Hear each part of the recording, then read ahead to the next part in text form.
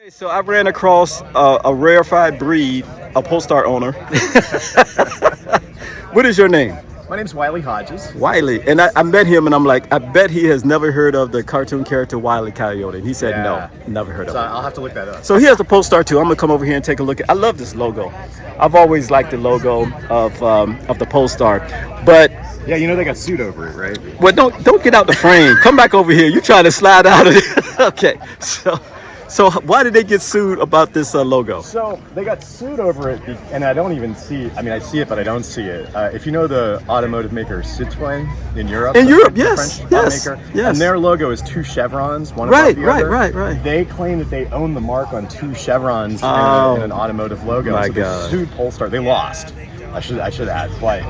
They did sue Polestar over that logo. Well, which I find hilarious. Volvo should have known that. I mean, come on. Volvo's a European company, right? They're from Sweden, aren't they? Sure. Being a European company, you know, this is like the famous story of why is the Porsche 911 called the 911? You know, when it came out, it was the 901, right? Yes. And, I believe it was Peugeot owned the trademark on Yes. number zero Yes. number Yes. Automotive models. Yes. And so Porsche had to change the name of their Yeah. car, Yes. which worked out. Right, But right, yeah, right. European automakers make these mistakes all the time. You're right. So. You're correct. So I spent 9 years in Germany, but that's for another story. Okay. So let's talk about this car. So you bought this used, correct? I did. I bought it used actually this past February. Okay. And how you like it? I really like it. Mm-hmm. I really like it.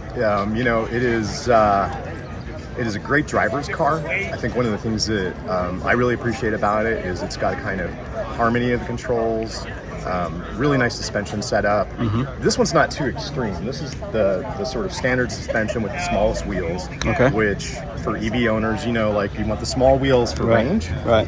And that's why I actually wanted these 19-inch wheels, but also because I drive in DC. Yeah. And there are potholes everywhere, and these are the highest highest profile tires, which Right. means they've got the most sidewall and the most sort of protection. Right. So this was intended as my fun in the country, but practical in the city car, and that's really what it's turned out to be for me. Okay. So I see that it's a 78 kilowatt battery, right? Yeah. Is that correct? Yeah. Okay. It's 78 kilowatt hour gross. It's actually 75-ish. Yeah. Just like they all ishes.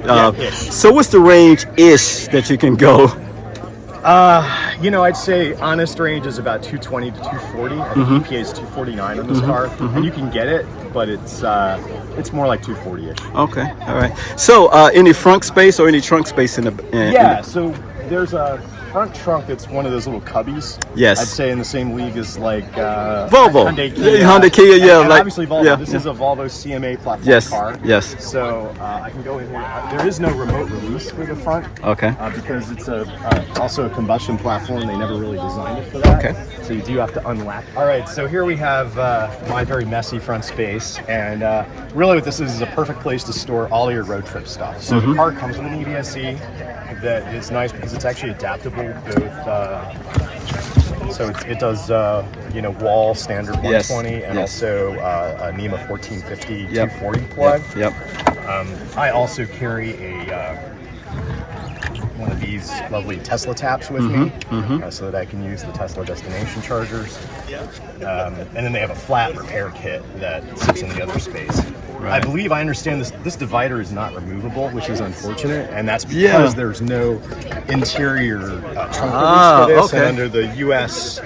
Motor vehicle safety standards, they actually have to have an interior trunk release for any space over. Yeah, of course. In case a child gets in there. So this is and, just big enough that they would have to actually have a release. So they've partitioned this space. In Europe, I believe they don't have this useless thing. I see. Which is too bad we're stuck with it. I see. But you know, it's good for all the sort of EV necessities for road trips. Okay. I'm not a tall man. You may want to move the seat. That's fine. I think we're about the same. I think we're about the same height. I mean, it's not like we're two 6 foot There is that. sexy looking men. Well, I like to think I'm sexy looking. I'm just not 6 feet. All right. Anyway. Okay, so now we're in the inside of the vehicle. As you can see right now, it is 72% battery level, and then you have 70 mile estimated range. And then we'll move over here. Okay. I did drive like a bit of a hooligan coming over here, so that may influence it. So this is the home screen they give you. You've got climate controls on the bottom of the touch screen. You've got a range assistant that does kind of typical, predicted range, driving style information, things like that. If I go back, I touch that little home button, I can go to any of these. It has built-in maps, so it uses Google. This is actually an Android for automotive car, and so it's actually a Google OS in the car, and it uses Google Maps. And Google Maps is used for all of the navigation, and so it does full route planning, it does en route preconditioning, and all the kinds of things you'd expect from a halfway decent road trip EV right here in this. So, you know, when I plug in a destination, it not only plots a route with traffic, but gives me things like a range estimate on my arrival or even on my return if I wanted to do a round trip. Those who can see that, there you go. And if I were planning a longer round trip, you know, let's say I wanted to go to like, well, actually I need to stop that route. But if I wanted to plan something longer, like, and this is Google, so I can just like tap here. Roseland Ballroom, New York City. We're going to New York City. Roseland Ballroom. All right. Let's go. And it's permanently closed, but we're going to go there anyway. Yeah. It would take us 4 hours to get there to look at a closed building. Yeah, so what you see here is that it has done a bunch of things. Actually, you can see speed traps on the route. You can see we've got one planned charging stop for 28 minutes en route at an Electrify America station in Newcastle. I believe that's Delaware. Yep, that is. And so it basically will do all of the route planning automatically. And as you saw, it's actually pretty quick and easy. So I do love that about it. The other thing I love, because I'm an iPhone user and an Apple person, is that it has brilliant Apple CarPlay built in. And so we've got Apple Maps here with all the normal things you would want to see in Apple Maps. But for example, I can come in here and I can look for a destination. In this case, I'll just take one of my favorites, which is a building in DC. And you can see it plans a route here. It's going to take like nearly an hour. But when I press go, the important thing happens, which is that actually this supports Apple Maps. Oh, you've got the door open. That's Oh, I'm sorry. Should I close so the door? if we close the door. Okay, let's close the door. And put the car. There we go. So hold your foot on the brake pedal, Yes. and we're going to put it in drive. And the reason we're going to do that is that, and we'll say okay, because like, yeah, whatever. So this is Apple Maps in the instrument cluster. Wow. And so it's a 2-screen Apple Maps, which is really nice because here I can have my Apple Maps directions. And if I tap here, I could, for example, bring up my podcasts, you know, go here into the podcast app or do whatever it is I want to do on the second screen. So really nice Apple CarPlay integration, which I know a lot of people kind of get surprised by because it's an Android operating system. Yeah, in the that car. was going to ask that. Yeah. Turns out the Android operating system supports really brilliant Apple CarPlay. Wow. So That is actually awesome. yeah, so that's CarPlay in the car. I'll actually end the route here, and that takes it back to the Google Maps display in the instrument cluster. And you want to put it in a park? And why don't we? I'll put it in Put it in park. Okay. I don't want to drive off and hit anybody. So we're in park. Okay. So great news is there.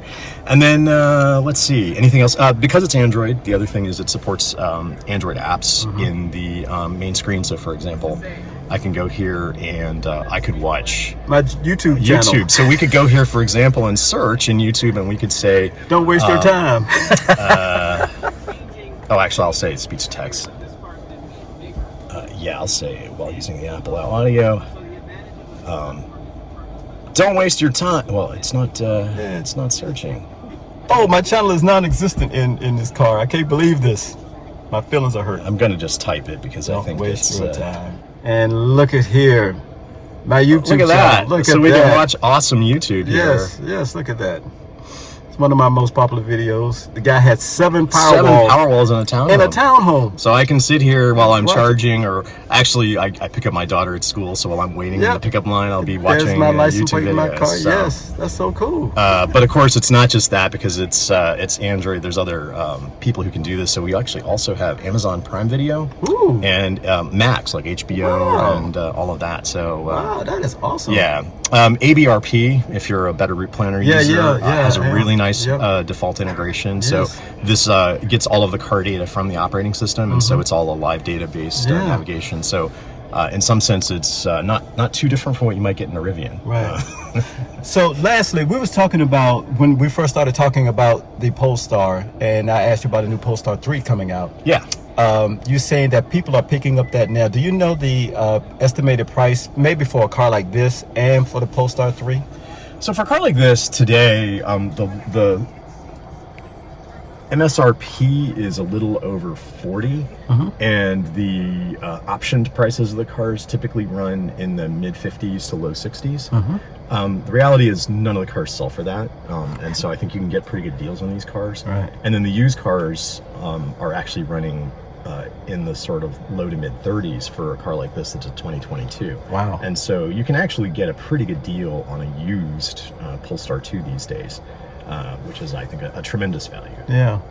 Well, for someone who's been so shy getting on my channel, you did a great job. Thanks. Well, thank you so much for wasting your time talking to me. We'll see you down the road. I don't feel like I wasted my time. Thank you. Watch out for that anvil. Thanks. All right, bye.